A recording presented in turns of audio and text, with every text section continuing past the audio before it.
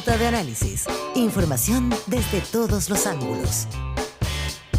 8:35, tenemos mucho Es que hay tanto tema que no sé por dónde partimos. ¿Por dónde partimos? Primero partamos por saludar y presentar a Claudio Alvarado, director ejecutivo del Instituto de Estudios de la Sociedad, IES, y a Cristóbal Uneus, director de Data Science and Holster, nuestros panelistas de día lunes. ¿Cómo están los dos? Muy buenos bien, días. ¿y usted?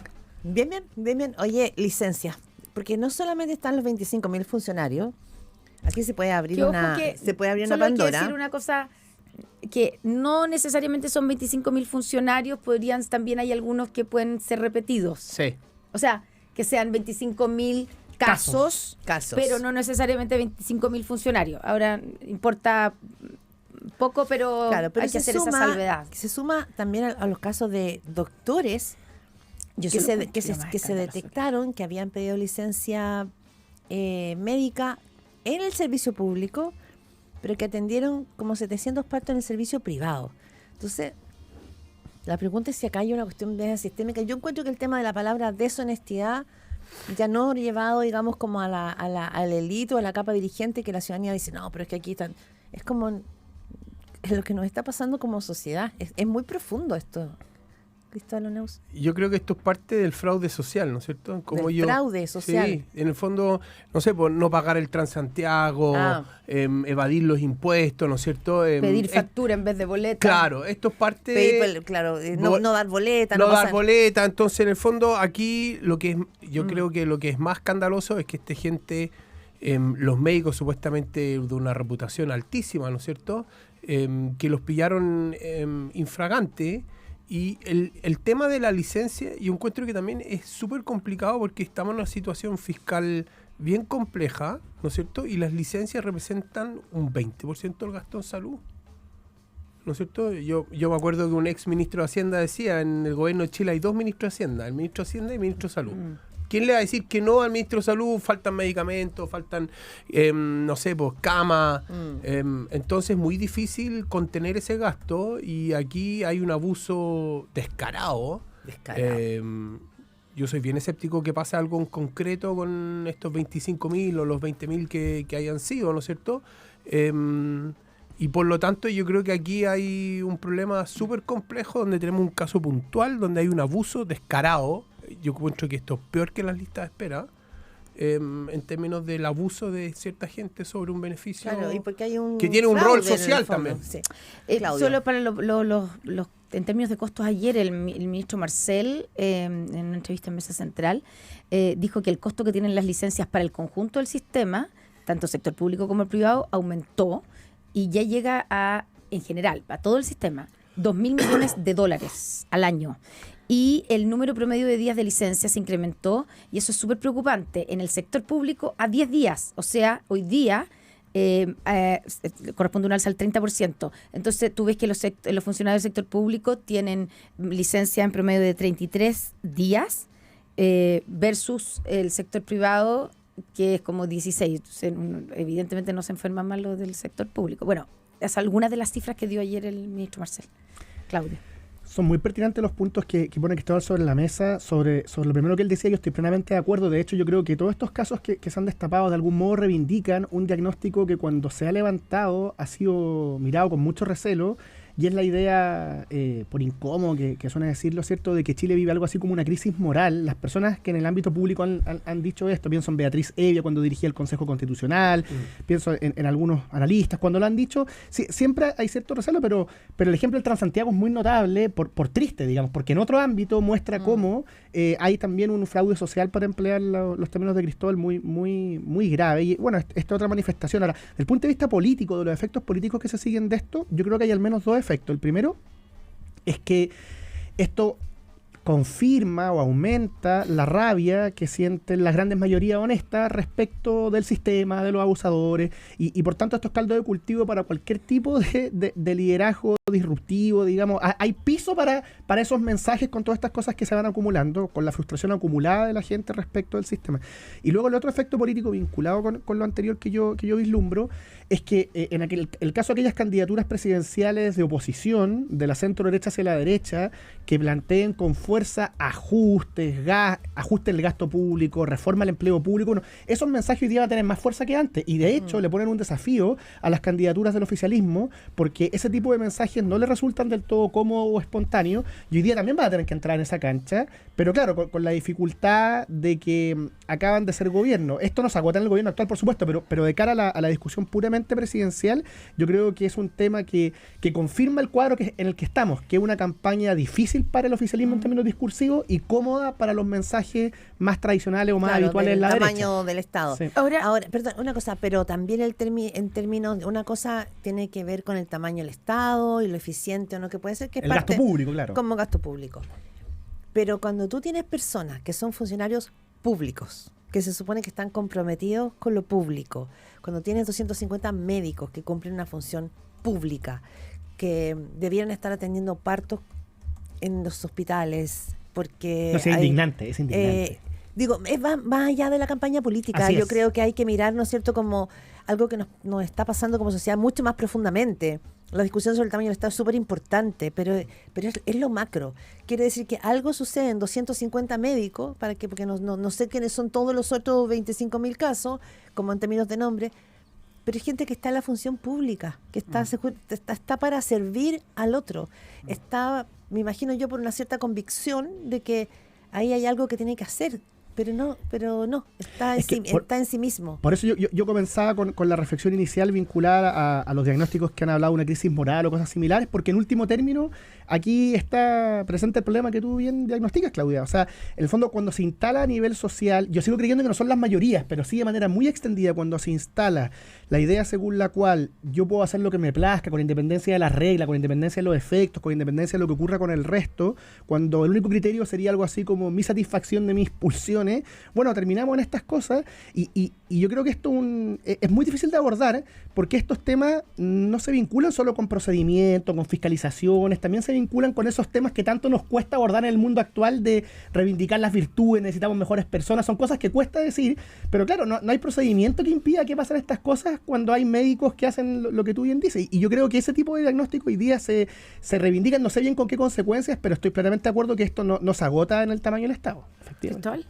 Sí, yo creo que y yo creo que en esto el Colmet en parte tiene razón, ¿no es cierto? Aquí esto no son, yo tendría cuidado en hablar los médicos en general, ¿no es cierto? 250 aquí hay 250 sí. que los pillaron y yo me pregunto... Que los pillaron en esto, pero claro. Hay otros que también dieron licencias a otras supuesto, personas. y están estos médicos que hicieron más de 5.000 licencias y todo eso. Sí. Ya.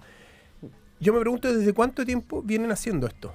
Porque yo me imagino que esta no es la primera vez, ¿no es cierto? Y en el fondo dicen, bueno, todo el mundo lo hace, yo también lo voy a hacer, no me pillan, no hay sanción, ¿no es cierto? Y por lo tanto el beneficio es mucho mayor que el costo. Y la pregunta es que yo creo que aquí la sanción tiene que ser ejemplificadora para que nadie más se atreva a hacerlo, porque si lo pillan, chao, no voy a ser médico de nuevo. Y eso yo creo que es una línea que hay que marcar muy, muy bien. Yo creo que la opinión pública también tiene como sentimiento encontrado con los médicos y todo el personal por todo el rol que jugaron durante el COVID, ¿no es cierto? Ahí aumentaron también las licencias, entonces yo creo que aquí hay una delgada línea roja.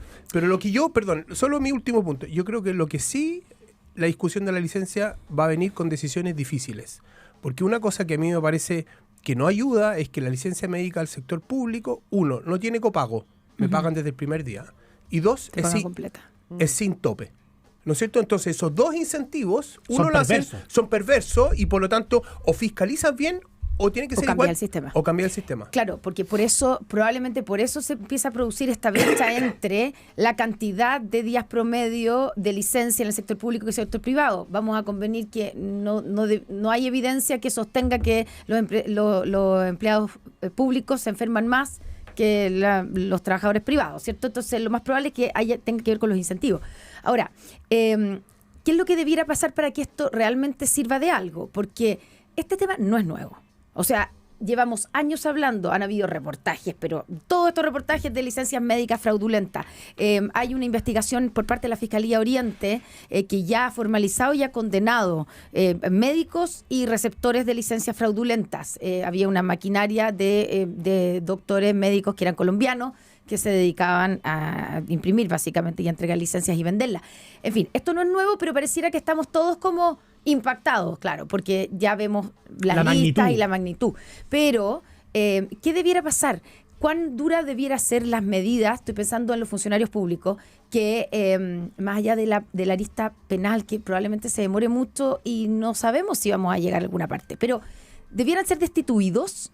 No estoy diciendo los 25.000 porque tampoco sabemos si son 25.000, pero todos los que se demuestre que efectivamente abusaron, se mandaron cambiar, porque también sabemos que los sumarios administrativos, que es lo que tiene que pasar, y debiera empezar hoy día los sumarios administrativos en todas las reparticiones, también son lentos y no es fácil sacar. El estatuto administrativo, digamos, no permite con facilidad destituir a la gente. A ver, yo creo que a propósito... Para que esto no quede en el que Sí, nos escandalizamos. claro.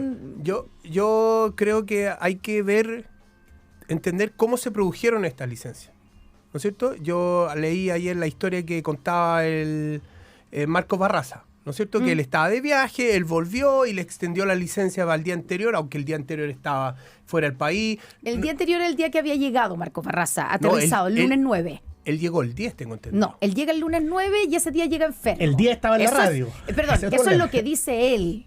Ya, Eso es pero, su declaración. claro. Que llega el lunes 9, que llega enfermo de México, donde había ido un congreso, y que va al médico el martes 10. Ah, eso es, Y el ya. martes 10 le dan licencia y se le extienden desde el día anterior, que es el día de viaje. Entonces Claro. tú puedes... Por eso yo creo que es importante ver cómo la Contraloría calculó esto, porque puede haber mucha gente que está en ese margen.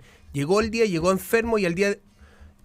Hay que ver la minucia. Pero la gente, yo creo que tiene que haber una sanción ejemplificadora. No sé dónde hay que poner la línea, pero tiene que haber una señal clara que esto no puede seguir. Porque realmente es escandaloso. Si alguien fue de vacaciones 20 días y tuvo 20 días con licencia, es muy distinto a alguien que justo llegó el día, estaba enfermo y pidió la licencia para el día después, ¿no es cierto? Y respecto a los médicos que operaron, yo creo que esos médicos no deberían poder seguir siendo y el médicos. amigo del presidente Boric, porque claro, uno va conociendo los casos Sí. puntuales. Ahí hay un caso donde presentó su renuncia, probablemente porque Bueno, tiene nada si que tú, no si tiene tú cómo, tienes cómo defenderte, no presentas tu renuncia, ¿no? por supuesto. Y en de- ese caso es después alguien de que... muchos meses en los cuales estaba sumariado. O sea, el caso es bien, digo, no deja bien parado al Sí. amigo del presidente. No Pero queda bien. yo creo que lo tremendo es sentir que si lo vas a hacer no te va a pasar nada. Efectivamente. Yo creo que eso es lo otro que hay que tomar nota. Que le está pasando también, uno lo ve en otros ámbitos de la vida, que uno se pregunta, bueno, si la gente está haciendo portonazo, sabe que no le va a pasar nada. Es como esta cosa de que se perdieron ciertos márgenes. Pero bueno, son 8:48, cuenta pública, pero aborto. Porque lo que ha hecho la ministra Antonia Orellana es reafirmar que van a presentar el proyecto de aborto. El Y ojo, miércoles. el miércoles, pero esto lo había planteado el presidente de la cuenta pública el año pasado. Me tocó entrevistar a Antonio Orellana justamente Sí. sobre este proyecto. O sea, Fue como una de las novedades lo de pasa, términos de claro, anuncio pero el en año un año pasado. no ha pasado nada, digamos. O sea, lo ¿Por qué vuelven a ahora? plantear. ¿Por qué ahora? Pero ¿qué posibilidades tiene de avanzar esto? ¿Será algo simbólico? Porque políticamente es difícil que en el Congreso, en el último año y año electoral, esto tome fuerza como debate. No, yo creo que este es un discurso para decir, cumplí con mi programa, yo Banderita. traté, ¿no es cierto?, la banderita. Yo creo que es una señal fuerte al Frente Amplio, ¿no es cierto?, de movilizar a las bases y hablarle a su electorado. Yo creo que tiene algo que ver con la primaria, ¿no es cierto?, y por lo tanto yo no le veo ninguna posibilidad a que esto avance. En el Congreso creo que entra por la Cámara, ¿no es cierto? Sí, debería entrar por Ya. la Cámara. Sí. Quizás ahí puede haber un poco de discusión, no sé por qué comisión entra, ¿no es cierto? Así entra por Constitución con Alessandro va a ser difícil. Y por lo tanto yo creo que un saludo muy al Frente Amplio de que yo cumplí. Rompe un poco con esto el presidente Boric de los acuerdos, ¿no es cierto? Y hablarle como al país en general. Claudio.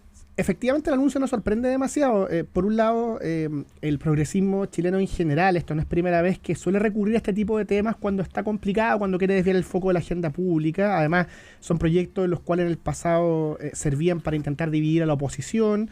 Entonces yo creo que por un lado está ese factor, el factor de intentar retomar algo así como el control de la agenda, que me parece que no lo va a lograr, que no va a ser eficaz. Y luego está la promesa pendiente, digamos. O sea, esta es una consigna de campaña, un eslogan que Sí. ha aparecido varias veces. Pero claro, Yo creo que el gobierno lo hace más bien como un saludo a la bandera, como una señal a su nicho más duro, pero con conciencia de que aquí no hay ninguna viabilidad de que esto avanza mayormente y por tanto confirma, creo yo, la difícil situación que está el gobierno de cara a su último año. ¿De que no tiene agenda, dices tú? Efectivamente, o sea, salvo cosas de este tipo que pueden servir para distraer un rato, ¿cierto?, la conversación pública. ¿En qué está el gobierno hoy día, salvo manejando problemas, escándalos? O sea, ¿hay alguna agenda empujando? O sea, ¿hay alguna propuesta firme? Mi impresión es que después de la reforma de pensiones no hay nada que pueda tener, hoy día no conocemos nada que pueda tener viabilidad de alcanzar aprobación antes que se acabe el gobierno. Ahora, para ser justos, lo que ve en un año electoral, que está álgido esto y cada vez se va a poner peor, lo que proponga el gobierno se le va a cerrar la puerta porque no tiene mayoría y la oposición está durísima. ¿Está álgido? No, está fome, yo creo que está fome la campaña. Está pero fome. No, pero espérate. ¿Está plana? Momento, Sí, para nosotros. Pero lo que está pasando en la derecha no está nada de plano. Internamente, y lo sabemos, hay una tensión grande. No sé, Claudio nos puede decir eso. Y en el oficialismo, la sensación es que no prende nada. Y entre ellos, la primaria. A mí me tocó. Y entre ellos, no es que esto no es que somos todos hermanos y somos todos amigos. No, está bien. Pero yo siento que hacia la ciudadanía no está pasando nada. Eso. Pero en los mundos políticos está pasando mucho. Sí, Claudio, ¿cómo hoy la derecha está complicada? Yo creo que si uno mira el cuadro completo, el momento para la derecha del punto de vista electoral es extraordinario, digamos. O sea, cuando la derecha había tenido 3 candidatos marcando eso de cara a una primera vuelta, yo creo que los problemas de la derecha tienen que ver con descoordinaciones, con falta de trabajo conjunto, con falta de articulación, pero electoralmente para la derecha el escenario, pese a que quizás Evelyn Matei no ha tenido la campaña que uno habría esperado, el escenario para la oposición en su conjunto es bien positivo, es bien auspicioso. Y para la parlamentaria también. Yo creo que si la derecha hace medianamente bien las cosas, hay pactos por omisión en algunas circunscripciones senatoriales, o sea, el escenario es bien positivo. O sea, yo creo que es la otra cara del oficialismo, digamos. El oficialismo tiene primaria, se articuló, tuvo un buen procedimiento, pero la primaria está fome.